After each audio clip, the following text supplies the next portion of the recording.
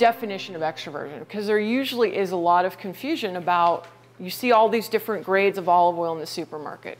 You know, you might see pure and light and extra light, and then there's extra virgin. And so what separates all of these different grades? Well, extra virgin is the highest quality there is in all of the grades. And there's many grades of olive oil, but it is the pinnacle of quality. It's the most expensive. It should have no defects whatsoever. It should have a fresh flavor of olives. So we like to make the analogy that really well-made extra virgin olive oil is like fruit juice. It's simply squeezed from the fruit of the olive, and nothing is done to it. It's extra virgin because it's not processed on any level whatsoever. And so it's very much like orange juice from an orange. It should be fresh, and it should taste just like that fresh orange that was just squeezed. It must pass a chemical analysis. Every single bottle of extra virgin olive oil labeled as extra virgin in the supermarket theoretically underwent some laboratory analysis and was tested for certain markers to identify it as extra virgin olive oil. And we'll get into why that does not work in most cases. And then it also needs to be vetted by an olive oil panel. And the olive oil panel is a panel of tasters, and it's made up of certified tasters. So I would sit on a panel along with several of my peers who are also certified tasters, and we would certify it to be defect-free or not. And then even within that process, there's a way of grading it so that it would perhaps win a medal in a competition. Because just because something isn't defective doesn't make it the best thing in the world, right? So there's actually a process to talk about really, really high quality olive oil within that extra virgin category. So that's basically it. And you know, excluding some exterior factors like how quickly you get the fruit off the tree and when in your season you're harvesting your olives, making extra virgin olive oil is not rocket science. If you have good fruit and you take care of it and you crush it quickly, you can usually make pretty good extra virgin olive oil. So it's unfortunate that so much of what's in the supermarket is not true to label and not actually extra virgin olive oil. It's defective, and it's got issues, quality issues, chemical quality issues.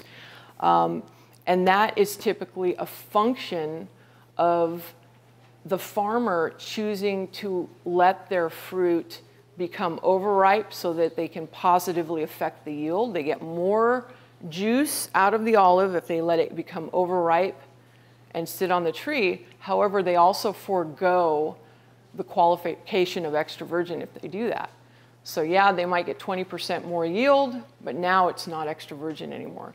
So the impetus to do that is pretty powerful if you can get 20% more out of your olive. And so you have this dynamic with producers worldwide who watch their olives go from that really beautiful emerald green color, and then it blushes into it gets a little bit of a black color on the skin, or purple, and then it goes straight to purple, and then it begins to actually wrinkle like a peach or anything else would on that tree. And now that olive is saturated with oil. In fact, it's lost moisture and it's full of oil, and it's going to be easier to get that oil out, but that oil will never make grade. It will always fall out of the extra virgin category if it's tested properly and it's tasted and vetted properly. Unfortunately, we have a lot of people who look the other way, and that oil is sitting in every supermarket around the country. It really makes up the lion's share of what you're going to find in the supermarket.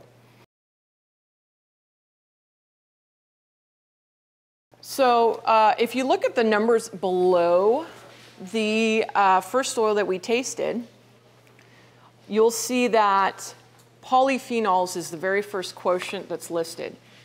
This number, 10 years ago, if you had even mentioned the word polyphenols, people, even in the olive oil industry, who make olive oil, would have looked at you like you were crazy. What are you talking about? Polyphenols are now beginning to be measured in olive oil. And why is this important? Because every olive oil has a different quotient of antioxidants. So you can't assume that when you're drinking olive oil or cooking with olive oil, it's all created equal. It absolutely is not created equal. To date, having measured phenols for almost 10 years now, the highest quotient we've ever seen in parts per million, because this is a measurement in parts per million, is 800 parts per million. This oil is very modest in its phenol content. And those phenols map to the flavor characteristics. So the lower the phenol quotient, typically the more delicate the oil will be. Does that make any sense? Yeah? And phenols are, I don't want to overplay them, but they are incredibly important where olive oil is concerned. Because not only do they positively affect our health in a myriad of ways, we have health studies published, researched, health studies, peer-reviewed health studies connected to the phenols that are attached in your packet. They drive flavor, and they drive stability in the oil. So they're protecting the oil from heat, light, time, oxygen, all of the things that attack the olive oil and eventually turn it into some other grade, not extra virgin. This number here is really important because the way it protects the olive oil, it also protects your body. So it's basically going to protect your cells from degradation. It's going to scavenge free radicals. It's an anti-inflammatory, so on and on and on. These are very important aspects of consuming olive oil. The oleic acid, we're talking about omega-9 here. So omega-9 is, and the FDA has now come out and said that they are actually recommending 2 tablespoons a day for consumption of olive oil. And they haven't said that about any other oil. They have not said that about any other oil. So that's a very strong statement. And they've made that statement based on the fatty acid profile, not even the phenols. Looking at phenols as it pertains to health is such a new science where olive oil is concerned that, you know, they have a lot of catching up to do where that's concerned. But just on the fatty acid profile alone, they're really urging people to, this is the best fat and the only fat you should be using in your diet. And then the bottom 3 quotients, I'm not going to get into too much detail, but the DAGs, you can look at the DAG score as a general quality index. So you know how wine has its 100-point score? This is a 100-point score for olive oil. So 91.8 is respectable. 100 being the best it could ever be the day it's made. This DAG score moves downward over time because inevitably the olive oil is the best it will ever be the day it's made, and then a year later it will be a shadow of itself. It would be like squeezing any fruit juice and letting it sit there for a long time, and you'll come back to it and it will be lifeless. It will be lackluster, right? FFA, this is an incredibly important quotient as well. 0.3 is what this was measured at. The parameter, the absolute ceiling for FFA is 0.8 in olive oil. So if you're a 0.9, you're not extra virgin olive oil anymore. So for extra virgin olive oil, it's 0.8. That's the cutoff. If you ever taste a 0.8 FFA olive oil, you will taste that quality in the olive oil because the FFA measures the quality of the fruit. It's basically a measurement of the quality of the fruit that went into the process.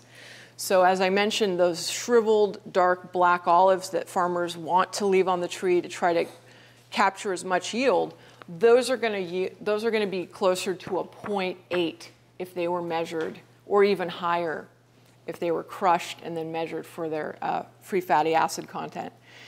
This number also dictates how hot you can get the oil. So the lower the FFA, the higher the smoke point. And you've probably heard people say, don't cook with olive oil, it burns, or it's bad for you, or bad things happen if you do this. The reality is that if you cook with the junk, I'm just going to say it, the junk that's in the supermarket that's a 0.8 or even higher, it will burn at a very low temperature. The lower the FFA, the hotter you can get it. So if it's a really well-made olive oil with a low FFA, it's going to get up to 400 or 420.